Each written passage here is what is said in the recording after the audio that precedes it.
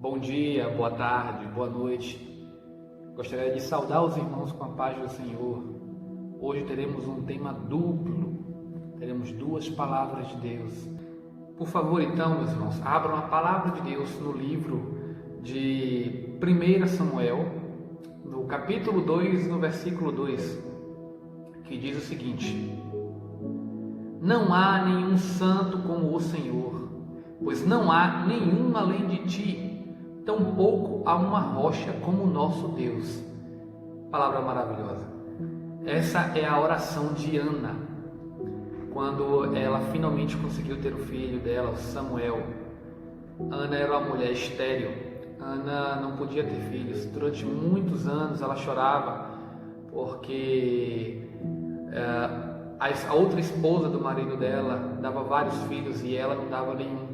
Até que um dia, ela chorando no templo, e o profeta, o sacerdote Eli, viu ela chorar, achou que ela estava embriagada, foi falar com ela. E então ela explicou-lhe a situação e ele disse que vá com Deus, minha filha, que o Deus do céu conceda a tua petição. E ela conseguiu a petição dela e ela orou agradecendo a Deus. Fez uma oração linda, uma oração profética. E eu gostaria de tratar esse assunto com vocês um pouco mais no que vivemos no mundo de hoje em dia. Na verdade, que temos visto uma grande polarização, grandes problemas surgindo, grandes divisões entre os irmãos. E esse texto profético nos ajuda a compreender o que está acontecendo hoje em dia, na política do mundo, inclusive. Ok? Nós vimos muitos textos na internet essa semana falando sobre feliz é a nação cujo o Senhor é o Deus dela. Esse versículo fica lá em Salmos 33, verso 12. Ok? Mas eu gostaria de tentar explicar mais ou menos onde ela se aplica. Desde os tempos antigos, quando Deus criou o homem, Deus colocou o homem, Adão, para cuidar do jardim do Éden. Ele era o Senhor do jardim. Ele andava, passeava pelo jardim, conversava cara a cara com Adão e com Eva. E conforme o pecado entrou no mundo, o homem foi se afastando da presença de Deus. Depois passamos aí a Bíblia inteira, do início ao fim, para contar como será o projeto da salvação. E o que acontece?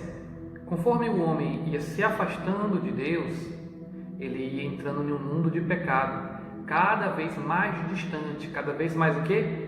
Polarizado. Você conseguia enxergar que Deus começou a tirar o teu espírito do homem. Então o homem passou a viver menos. Isso está na Bíblia. Em Gênesis você encontra que depois do dilúvio, Deus tirou o espírito dele do homem e o homem passou a viver menos. Antes vivíamos cerca de 900 anos e passamos a viver, isso já com o pecado no mundo, passamos a viver hoje 80, 90, 100 anos, às vezes tem isso, por causa de doenças, pragas e coisas que o mundo nos oferece depois do pecado, depois da queda do homem. Essa queda é contínua e continuará caindo ainda mais. Nós podemos ver que depois que Deus fez uma promessa a Abraão e salvou Abraão e deu-lhe uma promessa de muitos filhos, de uma nação onde ele seria o Senhor. E isso aconteceu, meus irmãos. A nação de Israel tinha Deus como Senhor e tinha Deus como rei. Principalmente, não havia rei para poder guiar o povo. Era o plano de Deus na terra. Deus selecionou um povo para ele. Um povo para que ele pudesse ser tanto Senhor quanto Rei. E aqui no livro de Samuel, quando nós adiantamos um pouco os capítulos ali para o capítulo 8, as pessoas chegam para Samuel e dizem: Samuel, nós não queremos que os seus filhos sejam os nossos juízes. É assim chamado os homens que Deus escolhia para ajudar na administração do povo. Não queremos seus filhos como juízes. Nós queremos um rei humano como as outras nações têm.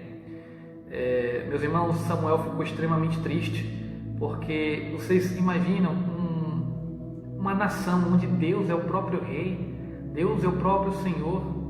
Como diz o Salmo 33, bendita é a nação cujo Deus é o Senhor.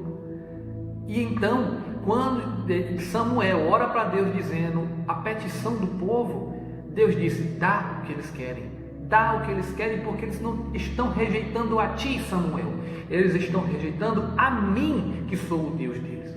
A partir daquele momento, Deus deixou de ser o rei de Israel e eles ganharam um rei humano. O rei que eles pediram, o rei que eles mereciam, foi o que eles receberam. Foi Saul, que se afastou dos caminhos de Deus. E logo após Saul veio Davi. E Davi clamava sobre isso: quão bom seria, ó Deus, quão bom é, quão abençoada é a nação cujo o Senhor é o Deus. E a verdade, meus irmãos, é que a humanidade perdeu esse direito. E a humanidade se afastou tanto dos caminhos de Deus que uma nação hoje em dia não tem essa capacidade de ter Deus como o seu Senhor. Parece um absurdo o que eu estou falando, é muito forte isso e gera uma discordância logo de cara. Mas deixe-me explicar. Nabucodonosor teve um sonho e pediu para Daniel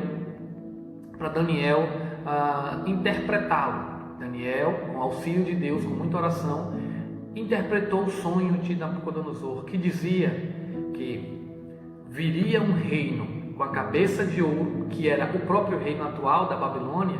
Após isso viria um outro reino, que seria o reino da Pérsia, depois um reino da Grécia, e por último os pés de barro da estátua seria Roma.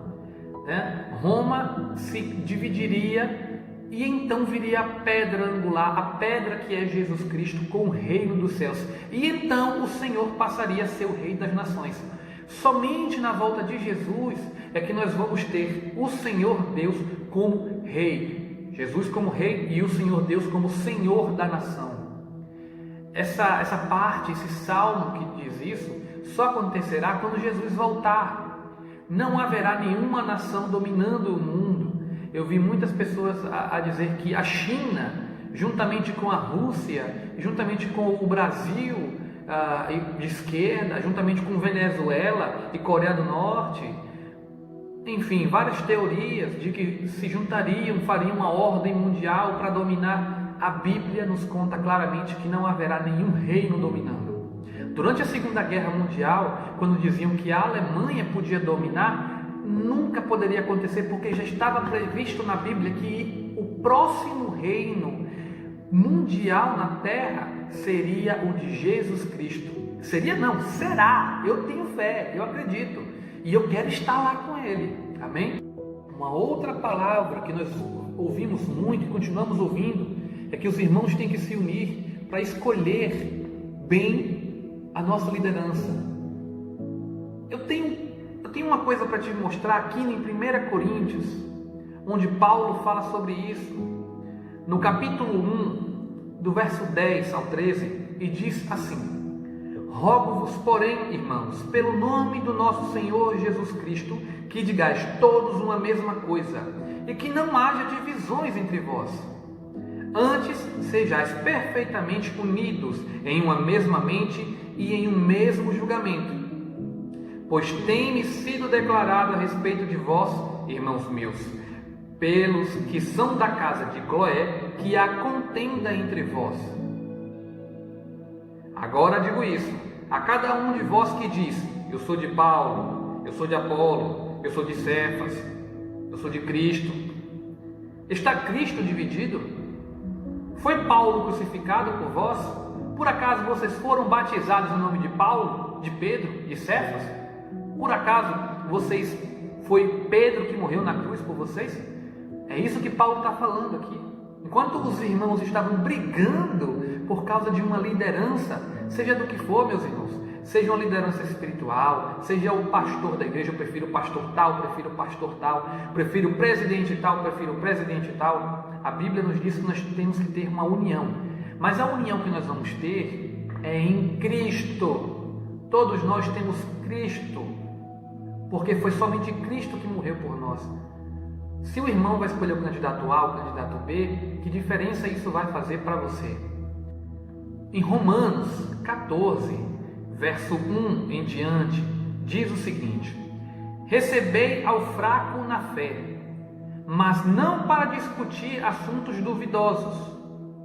Porque um crê que ele pode comer todas as coisas e o outro que é fraco come somente ervas. Ponto. Aqui ele vai começar a falar sobre alimentação e sobre dias a serem guardados. Nós temos religiões cristãs, seguidores de Cristo, que defendem que você não pode comer carne, que você tem que guardar um dia e não os outros, ou que você deve guardar todos os dias. Nós sabemos que existem religiões com esses diferentes dogmas, ok? E tem uma palavra aqui no verso 2, que algumas traduções da Bíblia utilizam a palavra por exemplo, no lugar do porquê, que abrange a discussão.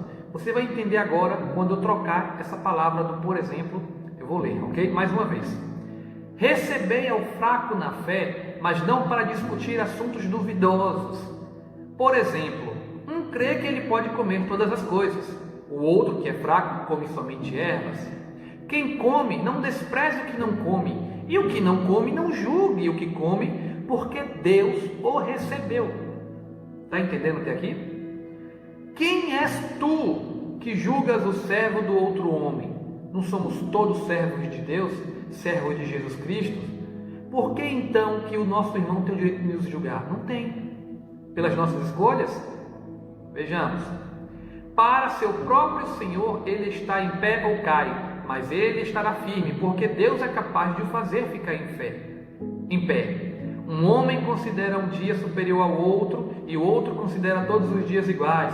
Seja cada homem completamente convicto da sua própria mente. Seja cada homem convicto da sua própria mente. Aquele que considera o dia, considere para o Senhor.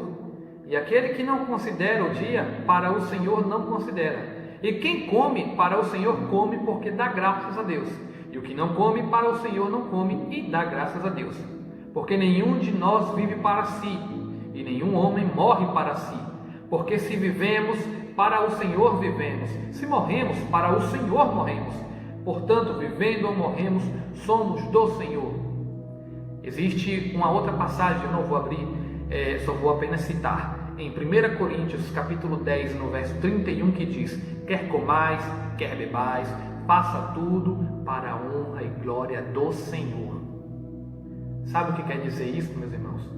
Se você quer votar no candidato A, esteja convicto de mente, de coração e de fé, baseado na Bíblia, não no que o teu pastor fala, não no que o teu irmão fala.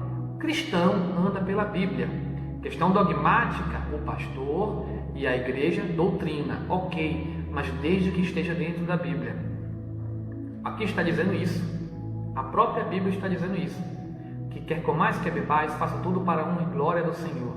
Se você acha que o candidato A é um bom voto para honrar a Cristo, faça isso convicto do que está fazendo para honrar a Cristo. Para honrar a Cristo. Se você acha que é o candidato B, faça isso para honrar a Cristo. Faça para honrar a Deus. Você não vai fazer para honrar outra pessoa, é a Deus. E é Deus que vai te justificar.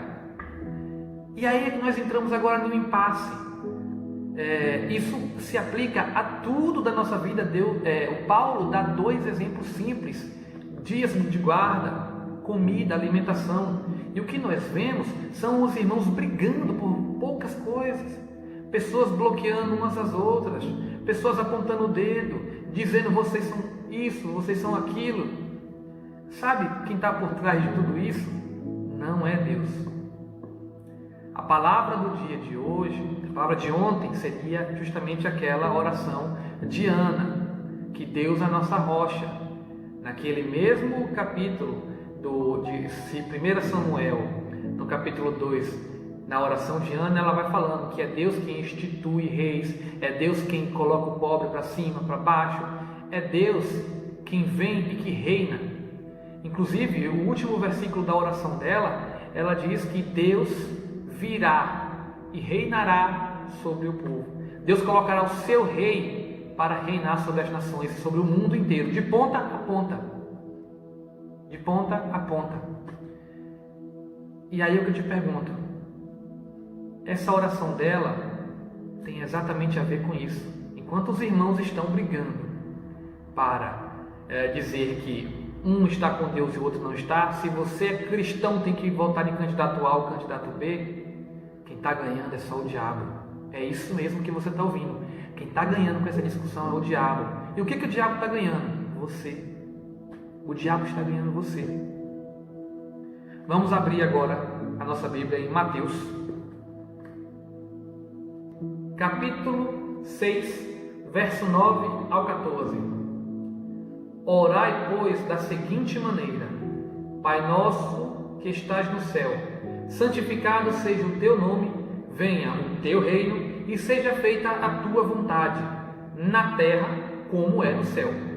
O pão nosso de cada dia nos dá-nos hoje, e perdoa-nos as nossas dívidas, como nós perdoamos aos nossos devedores. Eu vou repetir aqui para você entender. Perdoa-nos as nossas dívidas. Esse dívida aqui não é de débito bancário, débito monetário. Não é que você está devendo nada para ninguém, não. Essa dívida aqui é a questão da ofensa, é a questão do pecado, é a questão daquilo que desagrada. Ok? Veja bem, perdoa-nos as nossas transgressões, perdoa-nos as nossas falhas, assim como nós perdoamos aos nossos devedores, aqueles que falham conosco. Ou seja, você está dizendo, da mesma maneira que eu perdoo quem eu acho que está falhando, é assim que você tem que me perdoar, meu Pai. Essa é a oração do Pai Nosso que Jesus nos ensinou. É forte, não é? Venha o teu reino e seja feita a tua vontade, assim na terra como é no céu.